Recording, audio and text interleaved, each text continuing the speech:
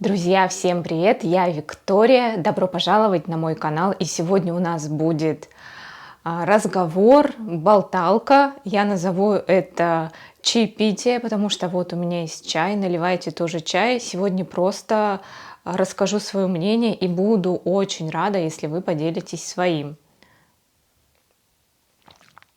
Так вот, поговорим о хейтерах.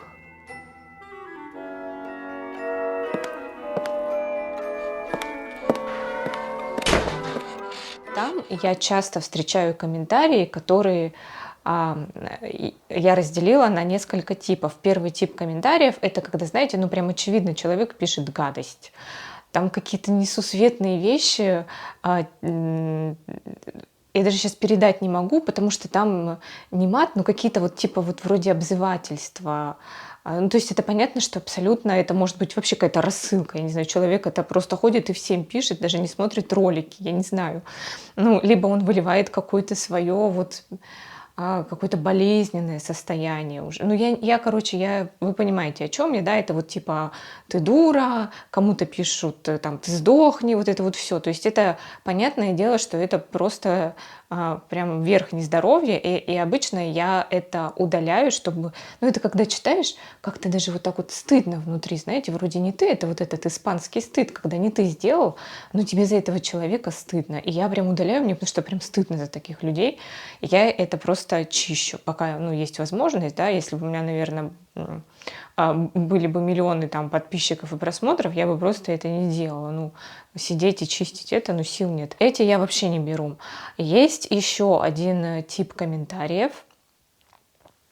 Быстро скажу, чтобы вот перейти к самому интересному. Есть тип комментариев, когда люди реально конструктивно и по делу пишут. Я такие комментарии люблю.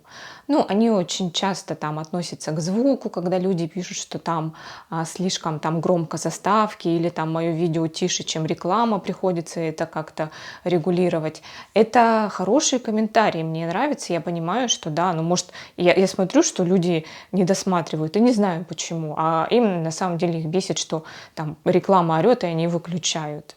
И это очень полезно, это хорошо. Но здесь, опять же, смотря в какой форме человек это пишет. Вот мы переходим к третьему типу комментариев, который вот тот самый один шаг от человека со своим собственным мнением до хейтера. Вот эти люди этот шаг сделали, видимо, вообще по жизни, и они так общаются. И я думаю, что у них в жизни есть какие-то проблемы. И если бы они научились по-другому формулировать свои мысли, то я думаю, что мало того, что они бы могли комментарии, да, писать, я бы с ними не вступала ни в какую там конфронтацию или в полемику, но им бы и по жизни было легче. Я уверена, что в жизни они вызывают такие же эмоции. Вот, например, девушка мне написала, яркий такой был комментарий, короткий, она написала: «Вам надо смотреть в камеру». И я ей ответила, говорю, ну мне не надо. И она разошлась. Да вы блогер, вы мне должны, вы должны смотреть в камеру, вы же не для себя снимаете.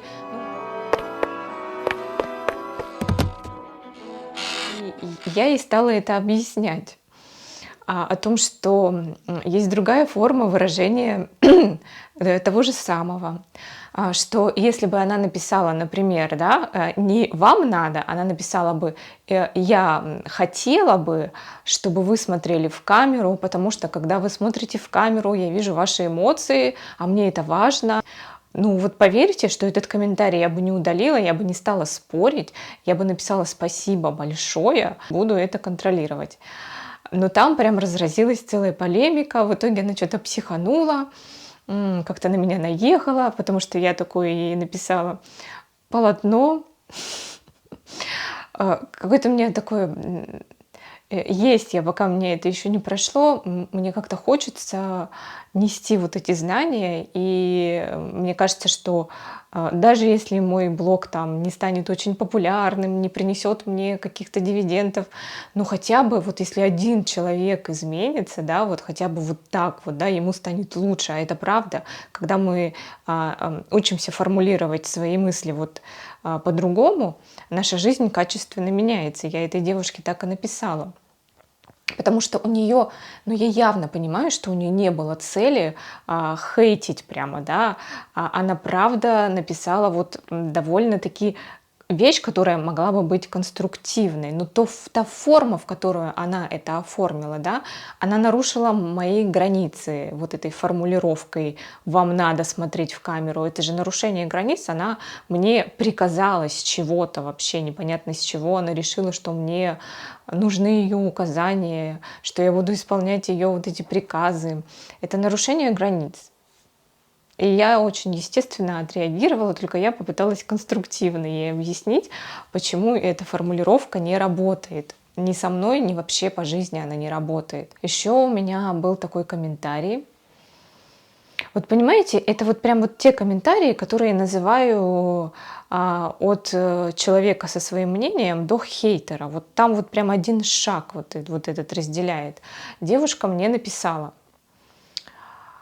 что она посмотрела много моих видео, и у меня во всех видео совершенно разная одежда. Это на парфюмерном канале было. Совершенно разная одежда, абсолютно разный образ. И нет, вот как она написала, одного стиля. И вот это ничего. Вот это ничего, это ее мнение, нормально. Кому-то вот, ну, кто-то так в жизни выбирает какой-то стиль, я не знаю, спортивный костюм. Покупает 3 спортивных костюма и ходит, ну, может, там, не знаю, работает физруком она в школе, и ходит вот в спортивном костюме. Один у нее для выходного, другой на выход, там, не знаю, по магазинам с ребенком погулять, и третий на работу. Все, спортивный костюм, она в нем вот так живет нормально. И тут смотрит мой блог, а там я написала, что у меня то кантри стиль, то какой-то там гламур, то что-то еще. В общем, она какие-то там стили перечислила, я не запомнила, потому что она меня взбесила, вот прям взбесила последней фразой. Она написала, что вот да, у вас там стиль, надо выбрать один, у вашего блога есть шанс. И вот это меня прям взорвало. Я думаю, то есть как бы реально, да? То есть вот ты пришла, откуда-то вывалилась, посмотрела кучу моих видео. Они, наверное, ей даже понравились, раз она не одно посмотрела. И как бы вот ты конкретно, ты вот сейчас даешь моему блогу шанс. Не я, которая, а это было в тот период, когда я выпускала по 3 видео в неделю.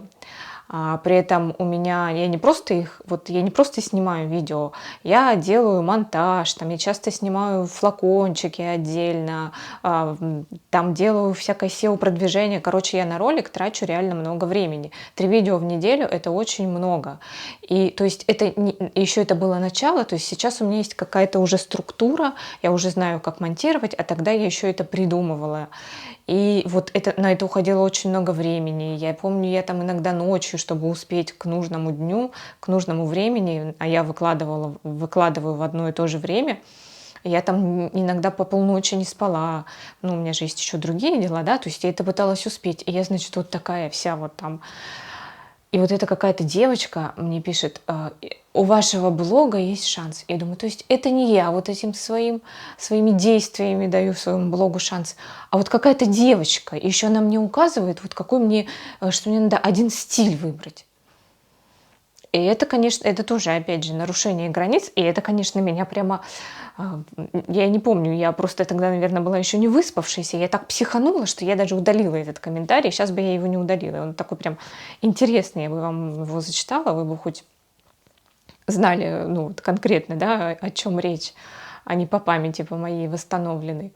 Вот, и я к тому, что это же все то же самое можно было сформулировать по-другому. То есть вот я там, как она могла бы это сформулировать, я люблю один стиль. Мне нравится, когда я смотрю там, я не знаю, все ролики или вообще что-то в одном стиле. И я очень хотела бы продолжать смотреть ваш канал, но я не могу от этой неожиданности, когда я открываю новое видео, а вы в каком-то новом образе, а я ждала вас в предыдущем, и мне так некомфортно. Может быть, вы как-то подберете себе один стиль, чтобы меня не травмировать. Я не знаю, что это я уже говорю. В общем, вот хотя бы без этой последней приписки, да, у вашего канала, у вашего блога есть шанс. Ну, вот хотя бы без вот этой приписки. То есть вот это вот какое-то осуждение, да, оценка такая очень жесткая, такая критика. Вот это тот шаг самый, который разделяет просто мнение человека от хейтерства. Да? Надо разделять вообще, есть мнение, которое ты высказываешь, и ты говоришь только от себя. То есть я люблю один стиль, мне нравится, когда все вокруг в одном стиле. И я бы продолжала смотреть ваш канал, если бы был один стиль. Вот. Это твое мнение. Смотри, не смотри. Ну, это уже не моя проблема. Ну, ты не хочешь смотреть на человека в разных стилях. Ну, не твое это. Ты хочешь всегда его видеть в спортивном костюме. Про парфюмерию. Ну, окей. Не проблема. Я бы этот комментарий не удалила, и он бы меня даже никак не задел. У меня есть один подписчик, не буду называть его, мы с ним очень хорошо общаемся, и в одном из видео он вообще всегда так довольно-таки с юмором пишет, и с такой даже больше с иронией. И я вообще люблю иронию, мне нравится этот вид юмора, но там он, видимо, попал и перешел как грань вот эту самую, да. Если бы вот это был первый комментарий, который он бы мне написал, я уверена, что я бы, скорее всего, либо бы ответила ему очень резко, либо просто удалила и заблокировала его. Он мне написал, чтобы я не снимала такие видео. То есть ему не понравилось. Это было на парфюмерном канале, видео было не по теме парфюмерии, и он написал, что вот он не хочет, чтобы я снимала такие видео. Вот ему, вот он это не смотрит, вот ему это не нравится, и он хотел бы, чтобы я снимала только, продолжала про парфюмерию.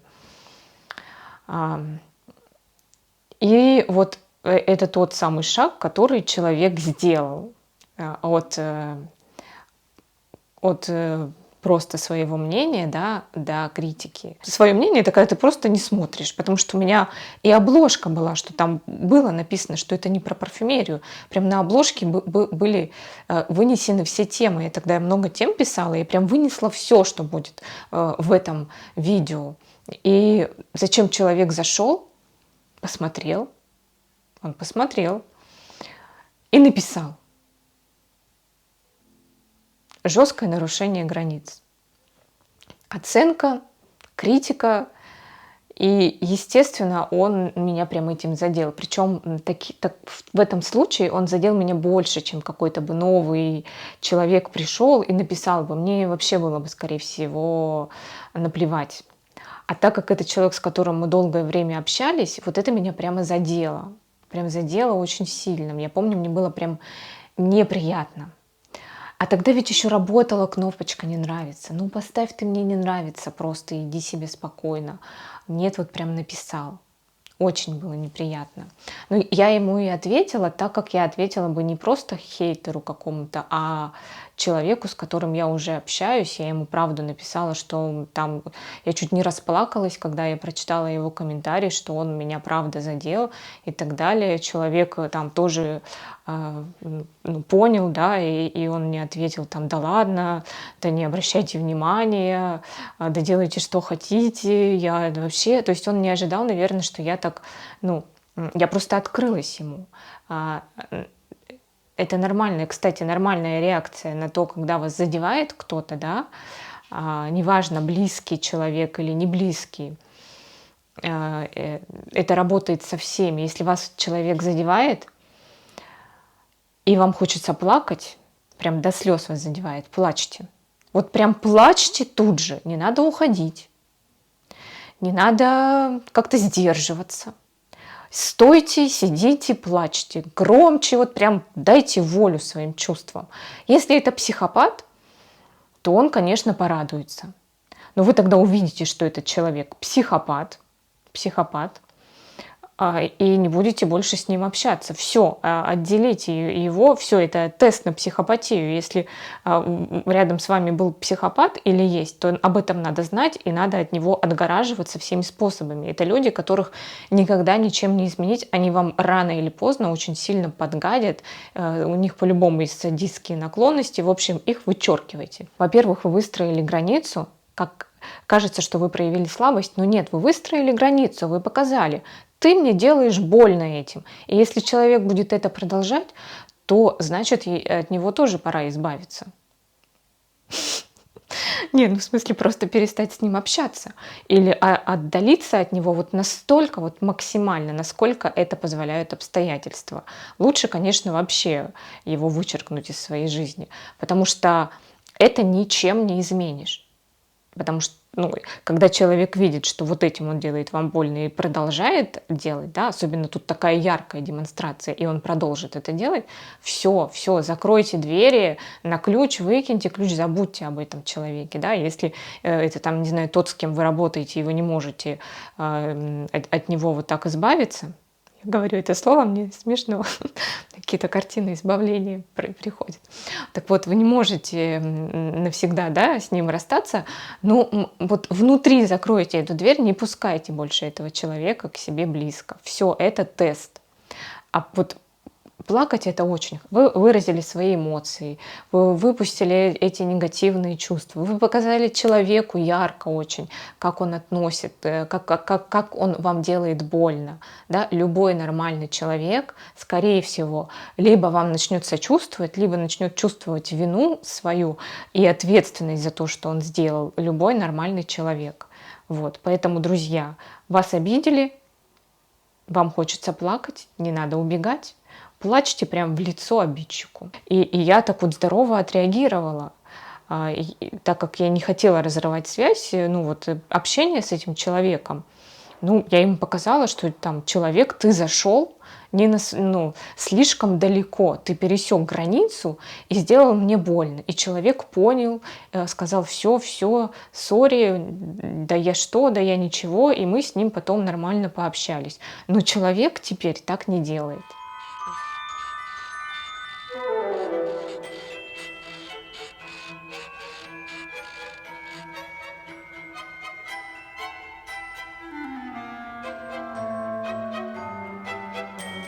Спасибо, что заглянули ко мне на канал, что досмотрели это видео до конца. Ставьте палец вверх.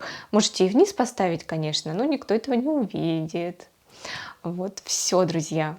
Пишите комментарии. Кстати, мне очень интересно, как вы относитесь к тому, что убрали вот эту вот кнопочку, как вы относитесь вообще к хейтерству, видите ли, ну, вообще вот как у вас, вы оставляете какие-то негативные комментарии, и как думаете, да, в какой форме вы это делаете, как вам кажется?